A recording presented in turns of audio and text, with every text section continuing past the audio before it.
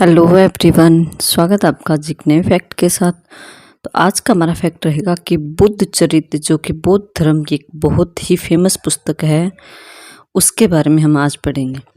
कि बुद्ध चरित्र पुस्तक जो है वो बौद्ध साहित्य की एक बहुत ही प्रसिद्ध और प्राचीन रचना है। इसके लेखक कौन थे बुद्ध चरित्र के? तो वो थे अशोक घोष। और यह किस भाषा में लिखी गई है? तो यह संस्कृत भाषा में लिखी गई है। अशोक घोष जो थे वो महायान बौद्ध धर्म के बड़े आचार्य थे और संस्कृत के महान कवि थे। कि बौद्ध धर्म के काफ़ी बड़े आचार्य शिक्षक थे और संस्कृत के भी महान कवि थे। उन्हें संस्कृत का बहुत गहराई से ज्ञान था।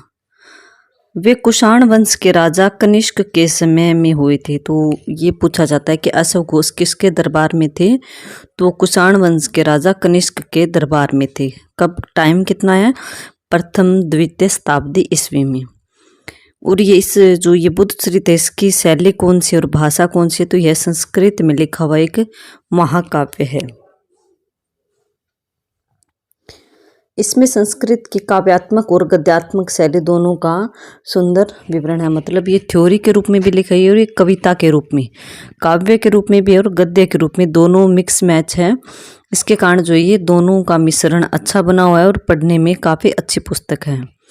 इसका विषय वस्तु क्या है इस पुस्तक का? तो यह महाकाव्य भगवान बुद्ध के जीवन चरित्र पर आधारित है। कि जो बुद्ध चरित्र पुस्तक है वो भगवान बुद्ध के जीवन चरित्र पर आधारित है।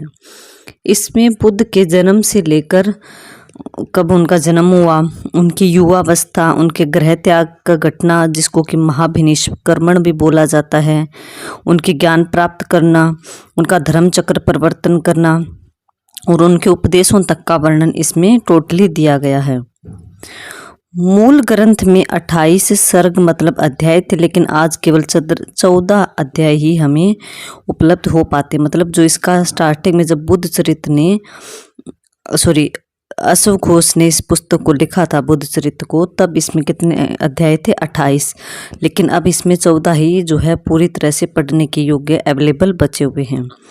इस पुस्तक का महत्व क्या है? कि यह केवल धार्मिक ग्रंथ ही नहीं बल्कि साहित्य के दृष्टि से भी संस्कृत का काफ़ी बड़ा नमूना है और काफ़ी अच्छी पुस्तक है।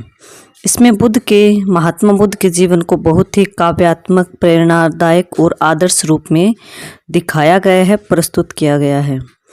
इस ग्रंथ से हमें न सिर्फ बौद्ध धर्म के बारे में जानकारी मिलती है बल्कि उस समय की संस्कृति, समाज और दर्शन का भी हमें परिचय होता है।